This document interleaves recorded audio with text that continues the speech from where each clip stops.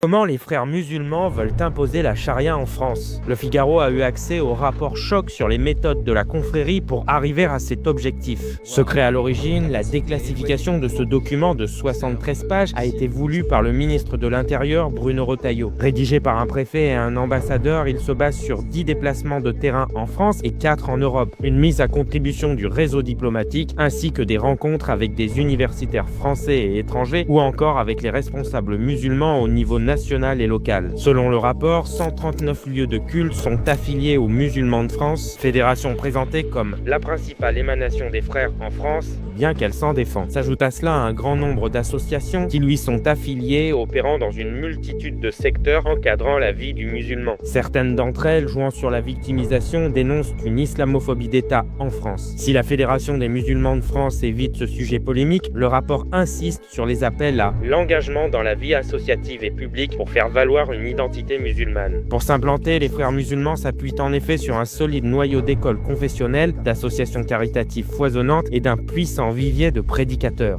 Le rapport évoque notamment le lycée Averroès de Lille comme l'établissement phare de l'enseignement musulman en France, ou encore le lycée Al-Kindi installé à Decines près de Lyon, qui constitue avec la mosquée de Villeurbanne l'une des fondations principales de la mouvance frériste dans le Rhône, dans un contexte de fortes atteintes à la laïcité en milieu scolaire. En plus de cela, il y a la prédication sur les réseaux sociaux par des influenceurs qui sont souvent une première porte d'entrée dans la découverte de l'islam et sont devenus le lien entre les idéologies islamistes et les jeunes francophones européens. Se créent ainsi des écosystèmes qui comprennent des commerces communautaires ou des activités sportives distinctes de la mosquée et où des normes sociales, le voile, la barbe, les vêtements, le respect du jeûne du ramadan s'imposent ça et là à mesure que l'écosystème se solidifie, généralement là où se situent les plus fortes concentrations de population musulmane. Et cela semble gagner toute la France, même si le phénomène est plus dense en région Rhône-Alpes, dans le Nord, le Grand Est, en Île-de-France et dans les Bouches-du-Rhône. Mais comment faire face à la dissimulation et au réseau tentaculaire des frères musulmans? Les auteurs préconisent d'abord une prise de conscience, notamment que les services de renseignement remettent un rapport au Parlement tous les 2 ans sur l'état des menaces sur la sécurité nationale. Méfiant sur l'apprentissage de l'arabe à l'école de la République, censé apaiser les frustrations, ils appellent à un nouveau discours public en opposition au grand récit des islamistes. Selon eux, celui sur les valeurs de la République